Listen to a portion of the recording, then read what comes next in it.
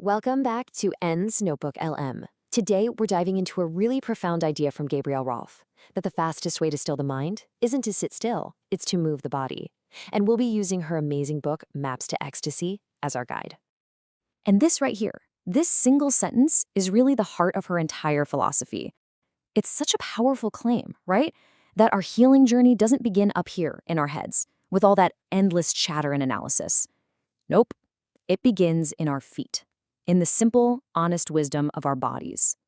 So, before we can find the map, we have to ask, why do we feel so lost in the first place? Roth saw this fundamental state of inner disconnection in modern life, and she gave this feeling a very specific, and I think a very memorable name. She called it trisophrenia, and just think about how true this is. Your phone buzzes, you think to yourself, I should just ignore this and focus. But then you feel that little jolt of anxiety, that what if? And what do? You act by picking up the phone anyway. That split, that fragmentation, that's the core problem. It just drains our energy and leaves us feeling powerless, stuck in what she called inertia. And when we're trapped in that state, it's not just our minds that are suffering. Our bodies get all stiff from doing the same things over and over. Our hearts get kind of rigid, locked into these automatic routines. And before you know it, we become totally insensitive to what we're actually feeling. We're essentially programmed for boredom, completely unable to just be authentic in the moment. So the big question is, how do we break free from this? Well, Roth's first map is the most fundamental one we have, the body itself. She taught that our body has its own native language, and that language is rhythm. The journey back to feeling whole, it starts right here. I mean, think about it. Everything that has ever happened to you is stored and reflected in your body. We just have to learn how to listen to the wisdom that's already there, literally written in our own flesh and bones. After observing thousands and thousands of bodies in motion, Roth discovered 5 universal rhythms that she believed make up the very DNA of movement. And the great thing is, these aren't some complex dance steps you have to learn. No way. They are practical, primal tools for anyone, absolutely anyone, to put their psyche back in motion. Okay, first up is flowing. I love this one. Imagine you're moving through honey. Yeah, just like that. It's all about fluid, continuous, circular movement. This is what connects us to our receptive, our feminine, our intuitive nature. It's about being really grounded in your feet and just letting that energy rise and fall like a wave. You can do this anywhere, swaying to music or even just shifting your weight while you're waiting in line. Next up, we have staccato. This is a total shift. It's that fiery, expressive energy of the heart. Think sharp, defined, percussive beats. Your arms and legs literally become instruments. This is the masculine principle. It's clear, it's focused, it's angular, and it's all about setting boundaries and speaking your truth with total clarity. Then comes chaos. And yeah, it's pretty much what it sounds like. This is where you let go of control. Completely. It's where you shatter your old forms, get out of your head, and just surrender to the beat. This is the rhythm that lets that wild tribal dancer locked deep inside all of us finally break free and shake off all the tension of the day. And after that total release of chaos, you emerge into something beautiful, lyrical. This is the rhythm of your soul's creativity. You feel light, almost airborne, really graceful. It's kind of like a trance dance where you get to reinvent yourself from one moment to the next, just making yourself up from scratch. So cool. Finally, we arrive at stillness. Now, this is so important to understand. Stillness is not the absence of motion. It's not about stopping. It's the integration of all the other rhythms into the state of vibrant, awake presence. The movement actually becomes inner, a feeling of like empty fullness.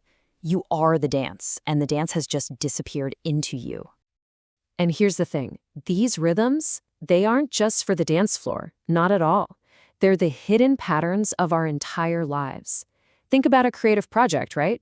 You've got the flowing ideas, the staccato execution, the chaos of hitting a wall, then that lyrical breakthrough, and finally, the stillness of completion.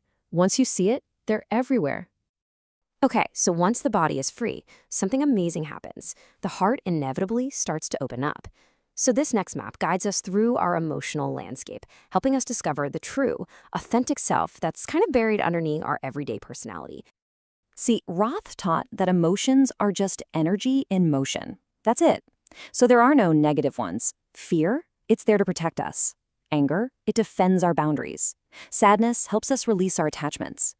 But here's the crucial part. She argued we have to physically move through these energies.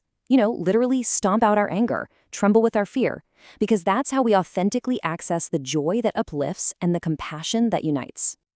And doing this emotional work helps us bypass the ego, that constructed personality born from that schizophrenia we talked about, the one that's always chattering away, judging everything, trying to control everything.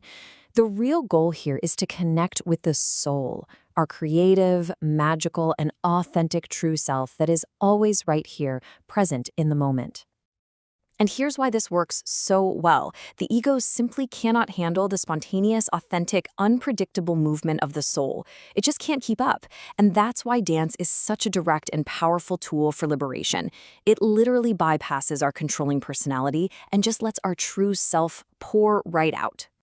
So with these maps, the map of the body and the map of the heart, we can now chart the full spiritual journey.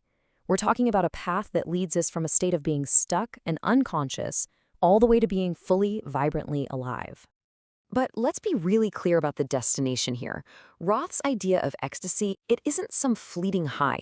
It's a grounded, totally accessible state where our body, heart, mind, and soul are completely integrated and aligned. It's that feeling of wholeness that we can reach just by moving through all of our parts. And what's so beautiful is that this path perfectly mirrors the 5 rhythms. We start in inertia, just feeling stuck. Then we move to imitation, learning someone else's steps in dance or in life. Then through intuition, we shatter that form and start listening to our own inner voice. Imagination allows us to create our own unique way of being. And finally, we arrive at ecstasy, where we embody our own truth, fully and completely whole. The real beauty of this map is that it isn't a one-time trip to a final destination. It's a spiral path. That means we can return to it again and again whenever we feel lost or disconnected. It's really a lifelong practice for finding our way back home to ourselves. So, Gabrielle Roth's work is this incredible invitation to see movement as medicine and our own lives as a sacred dance.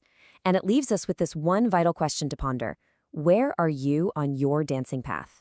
If this topic has captured your interest and you'd like to dive deeper, the book is called Maps to Ecstasy by Gabrielle Roth,